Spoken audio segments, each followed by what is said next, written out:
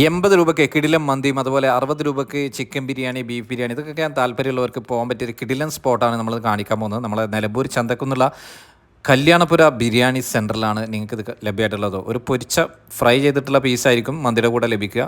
കുറച്ച് ഓയിൽ അധികമായിട്ടാണ് തോന്നിയത്. Taste vice ഒക്കെ ഓക്കെയാണ്, സംഭവം ഓക്കെ. 80 രൂപയ്ക്ക് വർത്തായിട്ടുള്ള സംഭവമാണ്. എന്തൊക്കെ ഐറ്റംസ് അവിടെ ഉണ്ടാല്?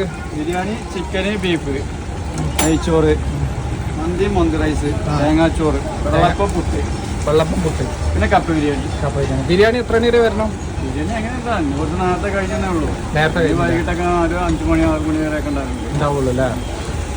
എങ്ങനെയാണ് ഇതിനൊക്കെ വരുന്നത്? ബിരിയാണിക്ക് റേറ്റ് തന്നെ 60 രൂപയല്ലേ ഉള്ളൂ.